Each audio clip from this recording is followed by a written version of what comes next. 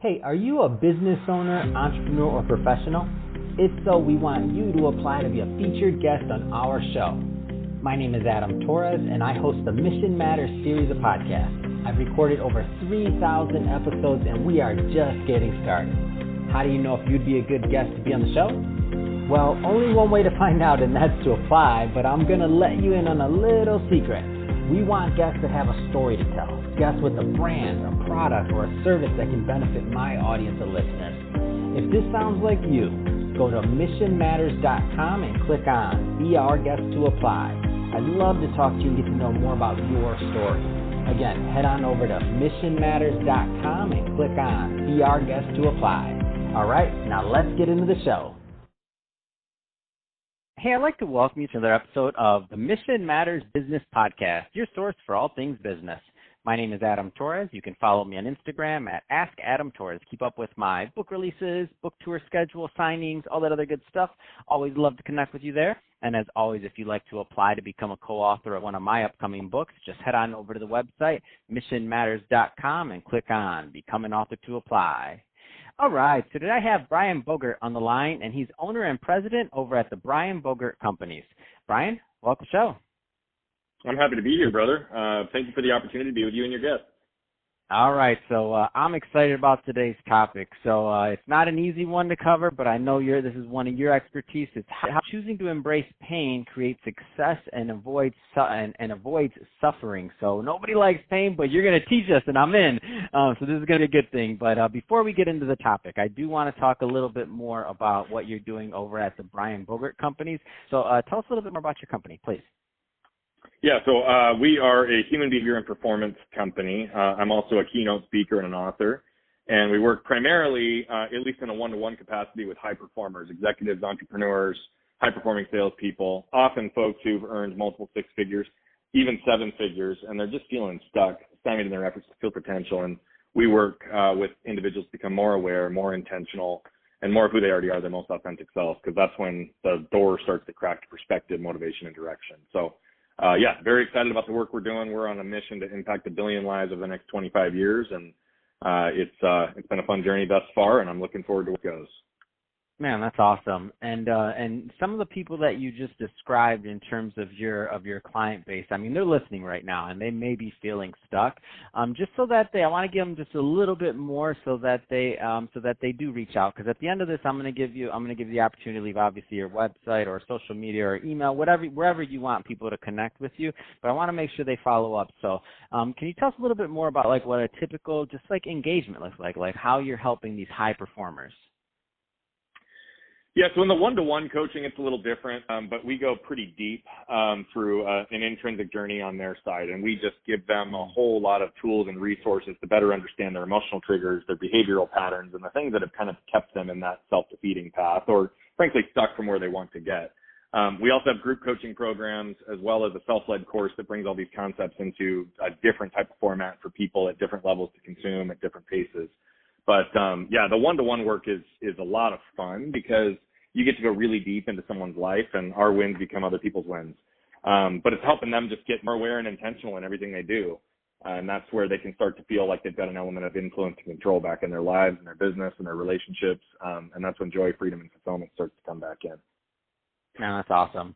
Well, let's switch it up a bit. I do want to get into today's topic. So how choosing to embrace pain creates success and avoids suffering. I mean, this is a big one. Right now when we're recording this, we're in the middle of, or I don't know, the tail end, or we're somewhere in a pandemic, they tell me. So that being said, I mean, where do you want to start this topic? It's a big one, Brian. Yeah, and I'm going to try to go through this in our time format in a pretty thoughtful way so that people have something they can walk away with. But I think you said it right? I think the world tells us to reduce, eliminate, or avoid pain, and I'm just telling you the world is wrong.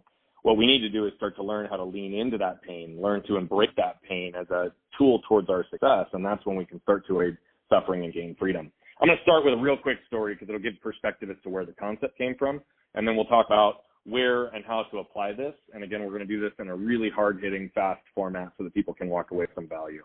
I want everybody to just close their eyes for 1 second, and I want you to imagine walking out of a store after a successful shopping trip and turning your head and seeing a truck barreling 40 miles an hour right at you with no time to react. That's where this portion of my story begins. My mom, my brother, and I went to our local Walmart to get a 1-inch paintbrush. And as we got back to the car and I'm standing there waiting for my mom to catch up and unlock the doors, truck pulled up in front of the store, parked, and the driver and middle passenger got out. Passenger all the way to the right felt the truck moving backwards. So he moved over to put his foot on the brakes, just like any one of us would do. Instead hit the gas, and combination of shock and force had him thrown up on the dashboard heading 40 miles an hour right at us. He got to our car, knocked me over, ran over me diagonally, tore my spleen, left a tire track scar on my stomach, and continued on to completely sever my left arm from my body. Now, my guardian angel was there that day. I always have to give her acknowledgement because she saved my life and she ultimately saved my limb by getting it on ice within minutes. Now, I know most people were not expecting it to go there today. And yes, I have a very unique story. But what I've learned in all of my time of doing this is that we all have unique stories. And what's important is that we pause and become aware of the lessons that we get from those stories and then become intentional with how do we apply them into our lives. So I learned two primary lessons. The first is I learned not to get stuck by what had happened to me, but get moved by what I could do with it. And the second is one I didn't realize until far later, but that's where the topic came from. See, I spent many years in a fog after that accident, but my parents not. The idea of their son growing up without the use of his arm was a source of great suffering for them. And so they willed themselves through great pain and discomfort on a daily basis to do what was necessary to ultimately heal and strengthen me. And so I realized that far later in life that whether it was intentional or not, they engraved in me a way of living, which was to embrace pain to avoid suffering. And so what that really means, right, is what does that look like? We can embrace the pain of hitting the gym for 30 minutes every day to avoid the suffering of aches and pains of a sedentary lifestyle. We can embrace the pain of firing our top salesperson as a business owner to avoid the suffering of lack of business growth and losing all of our other top talent because they're the biggest cancer in our culture. We can embrace the pain of a difficult conversation with a loved one to avoid being in a loveless marriage or frankly being stuck in a marriage when divorce is really what we want. And so this concept applies to everything. And so this is not only the concept I use to overcome this unique injury, but also how my business partners and I built our last business from $250,000 to over $15 million in the span of a decade. And now how we've flipped it on its head and have used it to help hundreds of individuals and organizations become more aware, more intentional, and more who they already are, their most authentic selves. And so to answer the question on how do we start to do this, I think we've got to understand a couple key things. The difference between pain and suffering, right? Pain is one of those things that we tend to put clarifying words in front of, which automatically changes the definition. Pain is defined as short-term, intermittent, and a direct cause of something, and is alleviated once that direct cause is removed. But we put acute and chronic in front of it, which helps us feel better. But by putting chronic in front of the word pain, we automatically change the definition, because anything that's longer than short-term, intermittent, and still persists after that direct cause is removed isn't pain. It's suffering. And the thing is we don't want to admit that suffering exists in our lives, particularly when it's a direct result of our choices. But that's why it's so important for us to understand the critical role of pain and the short-term intermittent pains and how they compound over time to give us freedom and help us avoid those areas of suffering. So there's three different ways that we can break this down and really understanding how to start applying this in our lives. We need to acknowledge the suffering that we wish to avoid and get really clear on that. And it sounds a little backwards, but what that really means is let's get clear on what's important to us. What is the legacy we want to leave, the purpose we have, the goals we want to set, the business accomplishments and family scenarios that we want. Because anything opposite of the things that we want is ultimately suffering if we don't accomplish it. And so we've got to start there by getting clarity on the moments and the things that we want to experience in our lives, because when we can attach it, when we can see it, when we can touch it, that's when we can start to go after it and really have that be a part of our lives. The second is we've got to identify the pains that we tend to avoid and learn to embrace them. And so this, I'm going to use the gym example because it's one we can all relate to, right? Is it the actual pain of lifting weights that we tend to avoid, or is it the anxiety from a crowded gym? I think so often we tend to just buck reasons for not doing something on the surface level or what we would expect. But the reality of it is there's often reasons that we don't do certain things that are emotional triggers or behavioral patterns that are below the surface level reasons that we tell ourselves we're not doing it. And so we could just tell ourselves we don't like to work out, or we can own the fact that being in that crowded gym gives us anxiety, and that keeps us in that self-defeating path. So it's not about putting ourselves into unnecessary amounts of pain, but learning the ones that we need to embrace on our pathway to success. And then lastly, we have to apply this as a habit in all areas of our lives, right? One of my favorite quotes is that people are celebrated in public for what they've practiced in private for years. And what I know definitively in working with these high performers, and what I see is some of the most successful people I know have failed way more times than they've succeeded. But they also are the ones that learn to embrace the pains necessary to get them where they want in their lives. personally, professionally, and in service to others. And so we really walk with people to recognize that, consistency is key, but relentless consistency on. And so how do we make sure that when we feel pain, which is really an indication of what we need to be paying attention to, it gives us perspective, that we need to lean into those moments and do that consistently over time. So that's that concept, brother. And you're right, it is a big one. And hopefully I gave enough context for people to really understand what this is and start to put some elements of it into their own lives. So Brian, obviously this is going to vary from person to person, level of success, a lot of different things that are going to contribute to this. So I know there's no blanket answer, but I know you've worked with a lot of people. And based on your experience and based on working with a lot of people, I know that you notice like certain themes tend to come up like over and over again. What do you think are some of those things that hold people back from really embracing this concept? Yeah, so I think, embracing this concept is because I think we're just conditioned to avoid or reduce or eliminate pain. I mean, we literally are grown up in a world where, we feel some element of pain, we feel some discomfort in a bad discussion with a client or a loved one, and what do? We shove it under the rug or we shove it down into our gut and we just move through it with a big smile.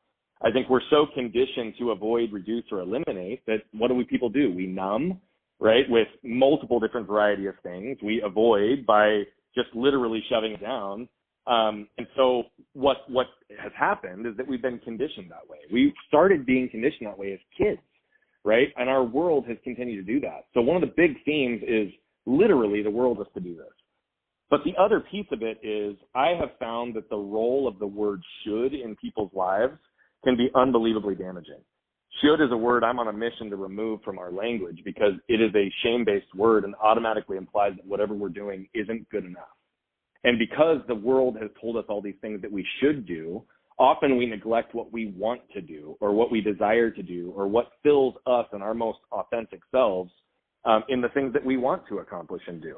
So, right, you could have an artist or a writer grow up in a family full of lawyers and all of a sudden they neglect the pieces that give them most joy and freedom and fulfillment to go chase the life of being a lawyer because that's what their family said, that's what the world said, and that was how the success was defined. And so I think we need to stop eliminating. We need to stop reducing or avoiding pain. And we have to acknowledge the fact that where we're at in our lives often is the subject of our own choices and the things we've done. But getting to be most authentic selves and embracing the topic of embracing pain to avoid suffering is also about getting back to our most authentic selves, which means we've also got to remove some of those layers of shoulds that have been layered on us over the years. Man, that's great. And so in one sense, like we don't even know.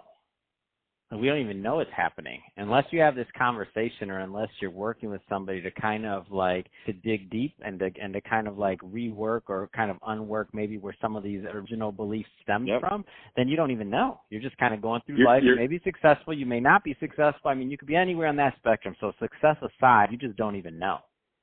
So you're exactly right. And you essentially quoted one of my favorite statistics, which is that our minds process 11 million bits of information per second.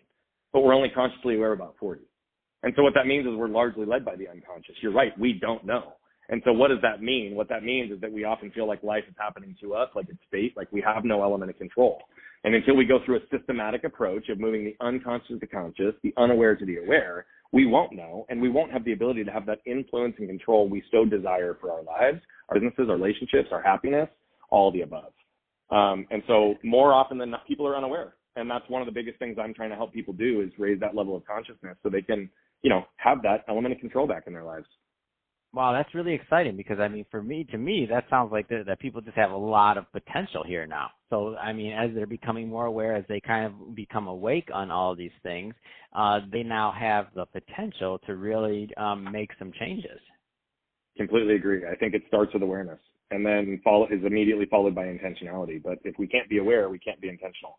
So I agree. That's part of the reason I committed my life to doing this is, I get great joy out of reducing the suffering for others. And I get great joy out of helping people see the potential and opportunity and create their life of alignment and truly live with no limits from an aware place. So yes, there's nothing but potential and opportunity. Should people choose to see it that way and lean into it. Man, that's exciting. Well, Brian, I could talk about this all day long, but we're about out of time on this episode. So that being said, if somebody's listening to this and they want more information on the Brian Bogert Companies or to connect with you and your team, because I know we're just scratching the surface on this topic, what's the best way for them to reach out and to connect? Yep. So I'm going to give 3 things real quick. I'm pretty much on every social platform at Bogert Brian. You can go to my website at brianbogert.com. Reality of it is, I told you we want to impact 1 billion people. What I realize is 99.9999% of those will never pay us $1. And so we create a ton of free content for people to learn and go, whether or not they're in a position to actually go down a coaching and growth path. And then I also have a free resource for everybody who listened today who wants to learn more about this topic. We've brought all of our coaching philosophies into a super succinct format. It's a free download. Go to nolimitsprelude.com and you can access that today. And so whether you feel like you know exactly who you are, you're completely stuck, or you're somewhere in between, this resource will be valuable for you. And by all means, I just want to determine if and how I can help. So let me know how I can help any of you on your journeys, whether or not you decide to hire us or just are looking for free resources. We're here for you. Fantastic. Well, Brian, really appreciate you coming on the show today, and appreciate all the work you're doing out there to help clients, both the ones that work with you directly in your team, and also creating that content and putting that out there in the world is really an important thing to do, what you're doing, and it just shows how much you believe and care in your mission. So great stuff there. And Brian, and to the audience, as always, thank you for tuning in. Hope you got a lot of value out of this. If you did, don't forget, subscribe to the podcast, leave me a review on the Apple iTunes Store, and if you're watching this on our YouTube channel, Mission Matters Business, definitely give us a subscribe there, but also leave us some comments in the video. Love to know what kind of projects and things that you're working on. And Brian, thanks again for coming on the show. Hey, man, thanks for putting all the good into the world that you're doing on this regular, consistent basis with bringing on good guests. It was a pleasure to be with you.